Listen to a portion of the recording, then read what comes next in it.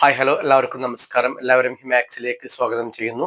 ഒരു chapter 2 question sure answer sure mark എന്ന motto ഉയർത്തിപ്പിടിച്ചുകൊണ്ട് നമ്മൾ നടത്തുന്ന എക്സാമുമായി ബന്ധപ്പെട്ട ക്യാമ്പയിനിങ്ങിന്റെ അവസാന സെക്ഷനിലേക്ക് പോയിക്കൊണ്ടിരിക്കുകയാണ്.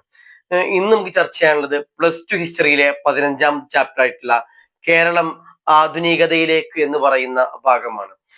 ഒരുപാട് വിശാലമായ ഒരു ചാപ്റ്ററാണിത്. പക്ഷെ നമ്മൾ അതിലേക്ക് ഡീപ്പായിട്ട് പോകുന്നില്ല എന്നാണ് പറയാനുള്ളത്. ഇതിൽ നമുക്ക് ഏറ്റവും കൂടുതൽ ക്വസ്റ്റ്യൻ വരുന്ന രണ്ട് ഭാഗങ്ങൾ നോക്കുമ്പോൾ അതിലൊന്ന് പഴശ്ശി കലാപമാണ്, മറ്റൊന്ന് മാപ്പിള ലഹളയാണ്, മലബാർ കലാപം എന്ന് പറയുന്ന ഭാഗം. ഓക്കെ, അപ്പോ നമുക്ക് പഴശ്ശി കലാപത്തെ കുറിച്ച് തന്നെ ആദ്യം പറഞ്ഞു തുടങ്ങാം. പഴശ്ശി കലാപത്തെ കുറിച്ച് പറയുമ്പോൾ നമ്മൾ മനസ്സിലാക്കേണ്ടത് ദക്ഷിണേന്ത്യയിൽ ബ്രിട്ടീഷുകാർക്കെതിരെ ഉയർന്നു വന്ന കലാപങ്ങളിൽ ഏറ്റവും ഗൗരവമാർന്ന കലാപമായിരുന്നു പഴശ്ശി കലാപം എന്ന് പറയുന്നത്.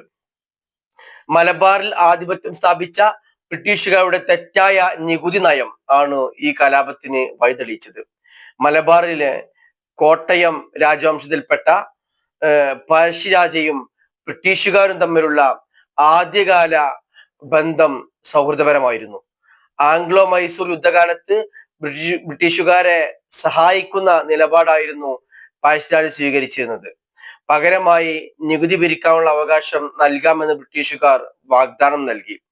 യുദ്ധാനന്തരം നികുതി പിരിച്ചെടുക്കാനുള്ള അവകാശം ബ്രിട്ടീഷുകാർ തനിക്കു നൽകാതെ കുറുമ്പ്രനാട് രാജ്യത്തിനു നൽകിയതാണ് പഴശ്ശിയെ ചൊടിപ്പിച്ചത്. പഴശ്ശി കലാപത്തിന് 2 ഘട്ടങ്ങൾ ഉണ്ടായിരുന്നു. 1793 മുതൽ 1797 വരെയുള്ള കാലഘട്ടമാണ് 1ാം ഘട്ടം എന്ന് പറയുന്നത്. ബ്രിട്ടീഷുകാർക്കുള്ള നികുതി പിരിവ് തടഞ്ഞുകൊണ്ടാണ് പഴശ്ശി രാജാവ് കലാപത്തിന് തുടക്കം കുറിച്ചത്. മുസ്ലിം നായർ കർഷകരും ഗോത്രക്കാരായ കുറിച്യരും കുറുമ്പ്രരും ഉൾപ്പെടുന്ന പഴശ്ശിയുടെ സൈന്യം കമ്പനി സേനക്കെതിരെ അതിശക്തമായ ചെറുത്തുനിൽപ്പ് നടത്തിയിട്ടുണ്ട്.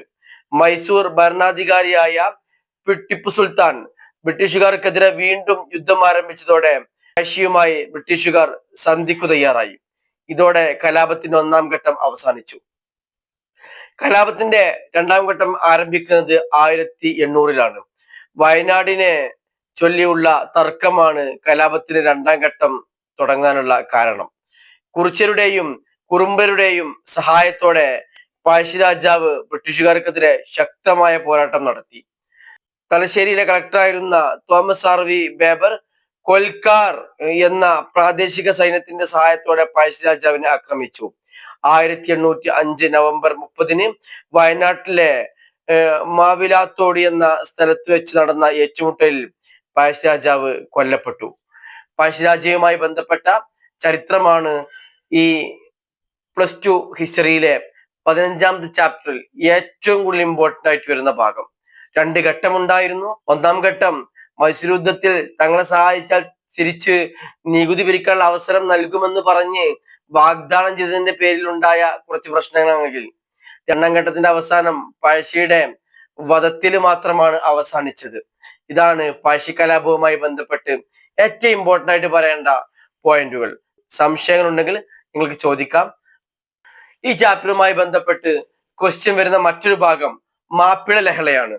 മാപ്പിള ലഹളയെ കുറിച്ച് പറയുമ്പോൾ 19ാം നൂറ്റാണ്ടിൽ മലബാറിൽ രക്തരക്ഷിതമായ കലാപങ്ങളുടെ ഒരു പരമ്പര തന്നെ ഉണ്ടായിരുന്നു. ഇവയെ മാപ്പിള ലഹളകൾ എന്നാണ് അറിയപ്പെടുന്നത്.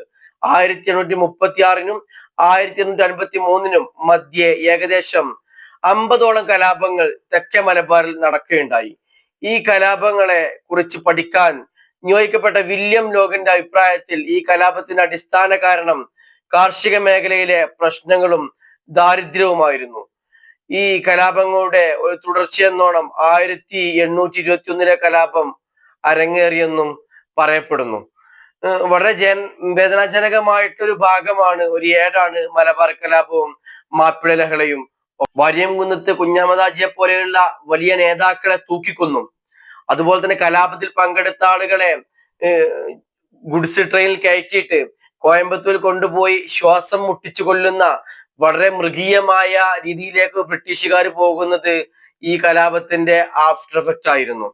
വളരെ സങ്കടത്തോടു കൂടിയല്ലാതെ മലബാർ കലാപത്തെ നമുക്ക് ഒരിക്കലും വായിച്ചെടുക്കാൻ കഴിയില്ല. ഇതിലൊന്ന് വരുന്നത് ഈ പറഞ്ഞ പഴശ്ശി കലാപവും അല്ലെങ്കിൽ പഴശ്ശിയുമായിട്ടുള്ള യുദ്ധവും പഴശ്ശിരാജയുമായിട്ട് ചരിത്രവും, മറ്റൊരു ഭാഗം മാപ്പിള കലാപങ്ങൾ അല്ലെങ്കിൽ മലബാർ ലഹളയുമായി ബന്ധപ്പെട്ട ഭാഗങ്ങളുമായിരിക്കും. ഇനി മൂന്നാമതൊരു ഭാഗത്തിൽ പഠിക്കാനുണ്ടോ എന്ന് ചോദിച്ചാൽ ഞാൻ സജസ്റ്റ് ചെയ്യുക അത് സാമൂഹ്യ പരിഷ്കർത്താക്കളാണ്. പലപ്പോഴും വൺ വേർഡുകളായിട്ടും അതുപോലെ തന്നെ മാറ്റ് ദ ഫോളോവിങ് ആയിട്ടൊക്കെ സാമൂഹ്യ പരിഷ്കർത്താക്കളെ കുറിച്ച് ചോദിക്കാറുണ്ട്. അപ്പോ ഇതാണ് ഈ ചാപ്റ്ററിൽ വരുന്ന ആകെ ഇത്രയും ആയിട്ട് വന്നുകൊണ്ടിരുന്ന ചോദ്യങ്ങൾ എന്ന് പറയുന്നത്. ഇനി സംശയങ്ങൾ ഉണ്ടെങ്കിൽ ഞങ്ങൾക്ക് ചോദിക്കാൻ നമ്പർ കൊടുക്കുന്നുണ്ട്, ഉപയോഗപ്പെടുത്തിക്കൂടാ. ഓക്കെ, മറ്റൊരു ഭാഗവുമായിട്ട് വീണ്ടും വരാം. Thank you.